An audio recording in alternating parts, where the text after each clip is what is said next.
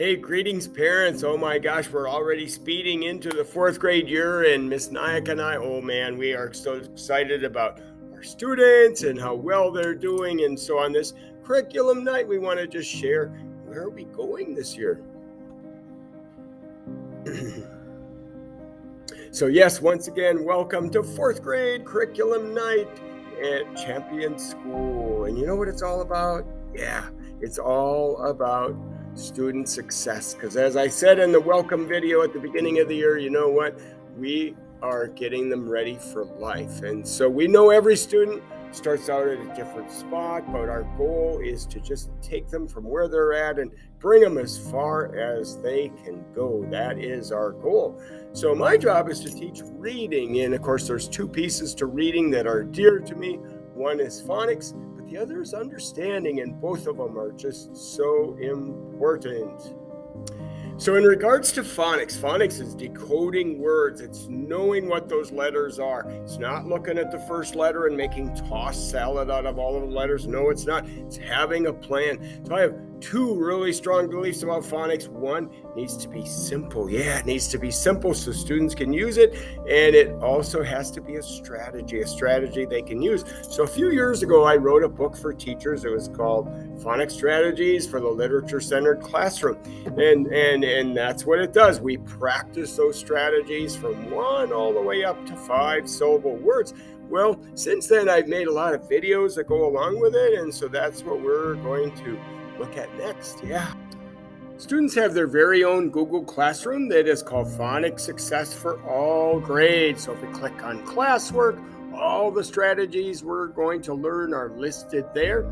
And each lesson, each level has 3 different types of things to choose from. One is the modeling video that shows the thinking they have to use that strategy. And the next one is a choral reading video that we use usually in the classroom whole group, where we read the words. I stop often and talk about what strategy it is. And then the last one is where they click on it and they just read the slides. That's where they do independent practice. And so not only is the strategy one vowel in the word, where we learn to put the letters in order, but we start dividing words into syllables. And most of the year in fourth grade is going to be spent where all the strategies are mixed together. And so as I said before, each level, has those 3 different features within it. So what kind of words will we get to by the end of the year? Well, we'll be in big words like this, many syllable words, and we're going to use the dividing strategies to know what they are and not turn all those letters into a tossed salad. We're going to put them in order by dividing them into syllables. So that's where we're heading this year. Choral reading is part of our phonics strategy session, where we're reading, all of us together as a whole class, the words from slides. Now, I often stop and we talk about what that strategy is. So that's what makes choral reading powerful. It builds up our fluency, but also our understanding of what that strategy is. Elvis, helmet, musket, thrifty, rumble, suckle, swindle, pillage, copy, guns, lance. The most important part of the phonics time, which is a whole 10 minutes, is where students practice reading the words right at the level that they are at. And so later in the year, some might be on 1 or 2 syllable words and others will be on 5 syllable words. But during this time, we focus on fluency and being able to use those strategies in a hurry.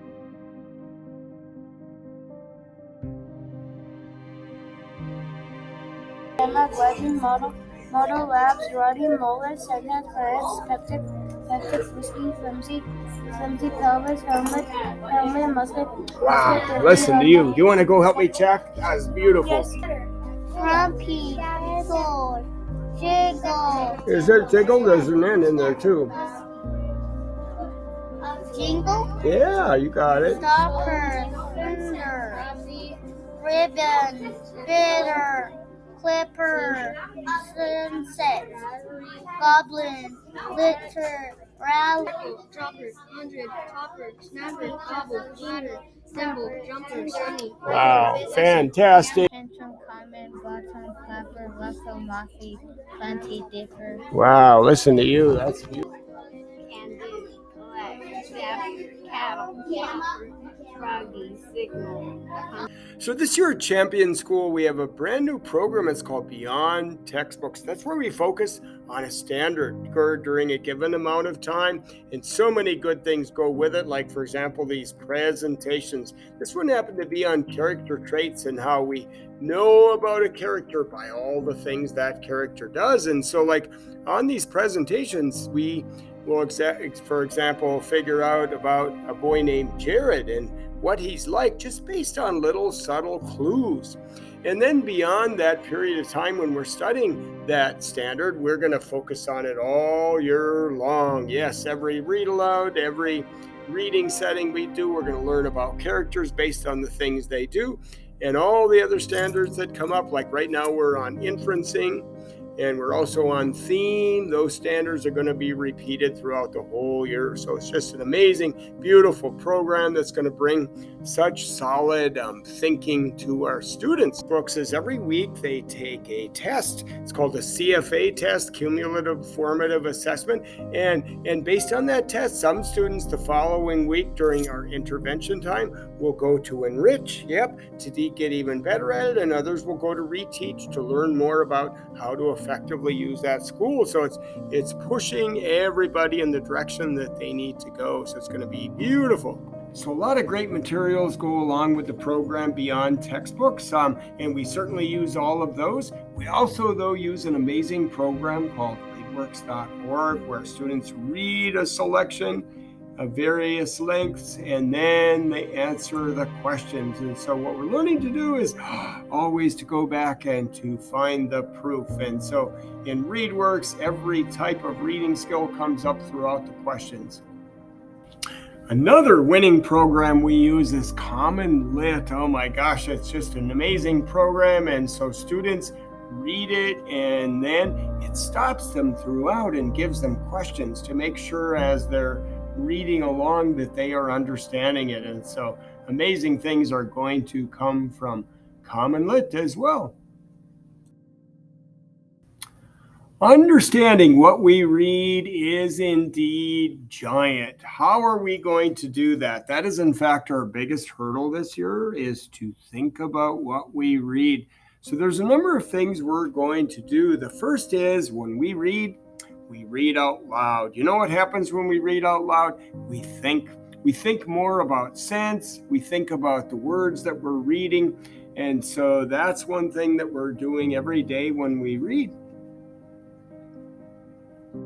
They wouldn't stay on. She was born with glasses. Why did she fell off her face? They landed on the floor. Violet, what's going on? The teacher, Miss. The rest of the students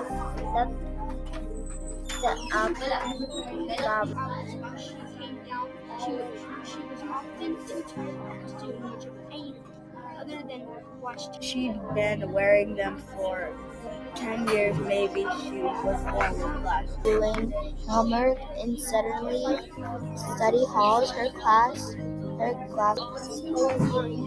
Teacher,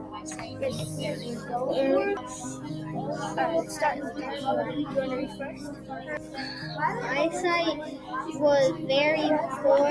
Something well she was often too tired to watching television. Made fun because of her silly. Often was too tired to do much of anything other than.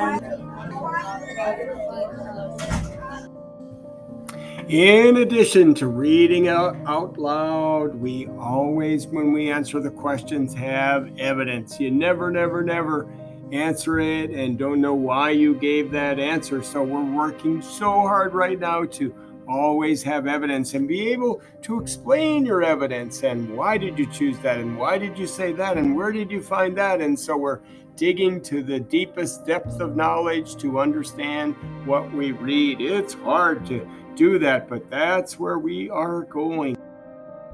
Just I know it's not A because I read the story first, and then it does not say anything that she does not refuse to take the eye test. I know it's not C because in the story it does not say the doctor gives her medicine for her eyes. I know it's not B because it does not say anything that she breaks her new pairs of glasses when she gets them. So the question is going to be D. And how do you know it's D? Because I read back the story and then I highlighted my information to see what the question was. Yep. And did she get a new pair of glasses after going to the eye doctor? Yes, she Yes, did. exactly. So that's your evidence. Good for you. Yahoo.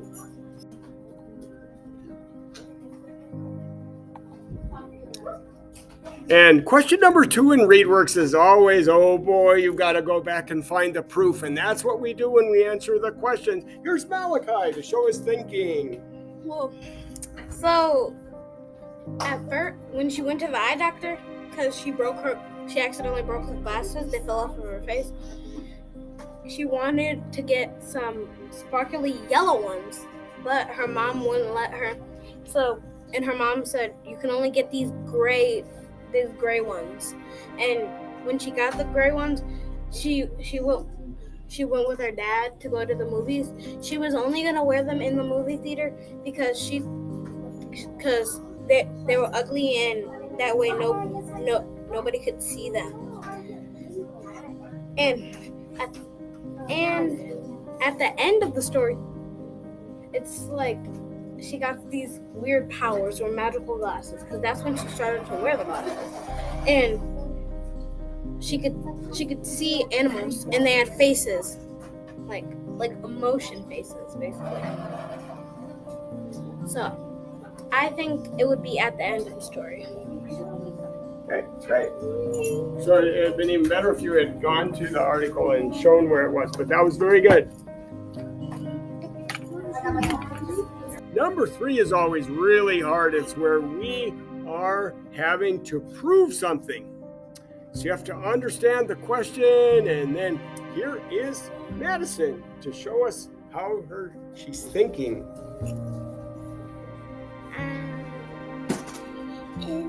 So why don't you quick explain, hey, I have to prove this, and what's the proof?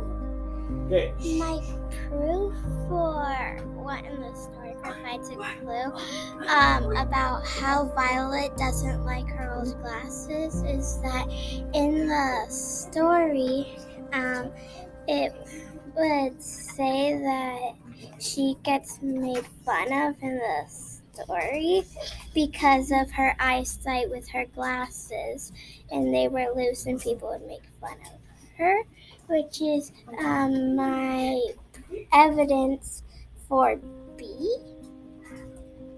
Not so So which was your answer for 3? B, Why? because in the passage it said that she would get made fun of because of how her eyesight was because of her glasses, and she was blind and she had to have glasses, but people would make fun of her a lot and laugh at her. Sweet. So, great. Thank you.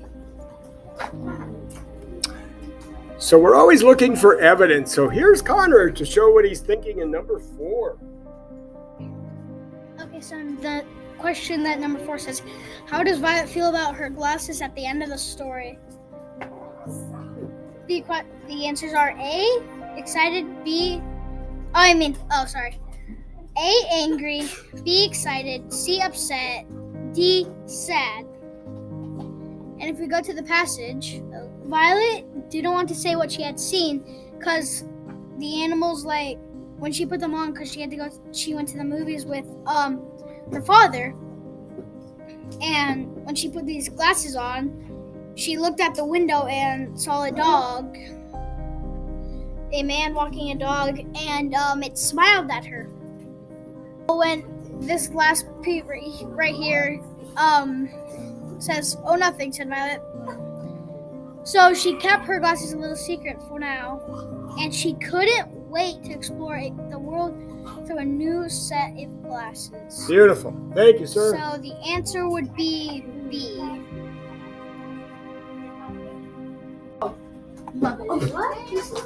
So number 5 is always, what was it mostly about? And to get that one right, you have to understand the whole story. So here's Jasmine to explain her thinking. Okay, so since I read this story, it was mainly about her magic glasses because she broke her other ones, and it was about mainly her magic glasses. So which one did you choose? I think it's A. Why is it A? Because it says a girl that feelings, a girl that whose feeling about wearing the glasses change after she gets new pair that lets her see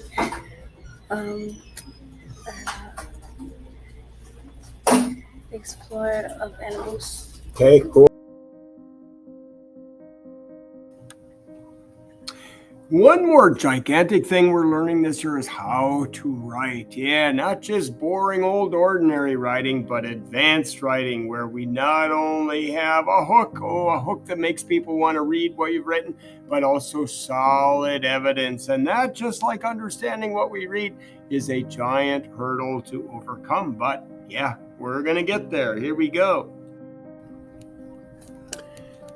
So a few days ago, we were reading about the Meadowlands, and whenever we do a reading, we also do a writing. In fact, the question was, hey, was the Meadowlands a dangerous, ugly swamp, or was it a beautiful and precious oasis? And a really good example of where we're going in writing was done by Carolina. So she starts out with questions. Questions are hooks. Questions make the reader want to read it. So she says, have you ever heard about the Meadowlands? Some say it's bad and others say it's good. I think it's both good and bad. And then she adds another question to keep the reader engaged. What do you think? And so then she goes on to explain the evidence of why it's good and why it's bad. And that is what we're learning to do this year. So I'm excited about everyone's writing so far this year, and that's what we will be learning. Yes. We'll also be learning how to do punctuation, periods, capital letters, spelling, Yahoo. So a lot of parents ask about homework, and man, one of the best things we could do as homework is found in ReadWorks. In fact, it's in Article of the Day. And so a week ago, we were doing about natural disasters. This week, we're on animals around the world. And so let me just show you what they do. Yeah, they read the article, but then they also write in the book of knowledge. So after reading, they write a paragraph about what they know. And a perfect example of that would be Sebastian's. So all of the writings that he did are shown for me down here. So in his first writings, which were awesome, he'd always start out with, I learned. But then you know what we learned? Yeah, we learned how to do hooks. And so then all of a sudden, look at how much better his writing is. Like he over here says, have you seen news about a flood happening? Well, a flood can happen during heavy rain. So he's doing just beautiful writing where he's got a hook and logical evidence that flows in gorgeous order. So you know what? If students do Article of the Day, oh my gosh, they're going to learn how to read. Yep. And they're also going to learn how to write in a hurry, but they're also going to learn just a ton of knowledge from reading Article of the Day. So not too many have been doing it at home, and so we have actually been we've been doing it in class just to kind of prime the pump and get them used to doing it. So don't forget to do Article of the Day. Man, it's such a ticket to success for all of our students. So for considering curriculum, wow, there's nothing more important than behavior. Yes, if we're getting ready for life, how you act, yes, how you behave is absolutely everything. Do you do what's expected of you without being told? Or do you make all the people around you herd cats? Come on, kitty, do this, kitty, do that. And cats don't listen. No, cats do whatever they want. And so the kids who succeed, they're the ones who are automatic. They're self-propelled. They have focus. They don't have to be reminded. But But Miss Nyack and I, we have a little clipboard sheet, and so we have a little system where anyone who isn't focusing, anyone who isn't listening, anyone who isn't automatically in a straight line, facing forward, being quiet, yep, they go on that clipboard. And most students, stay off that clipboard. Oh, good for them. And so some students, though, like to be on the clipboard all the time. And if they really want success, they got to get off that clipboard because their good behavior has to be automatic. So here's our Champion School 5 R's poster. The first time, students will be reminded. In other words, in our case, they go on the clipboard.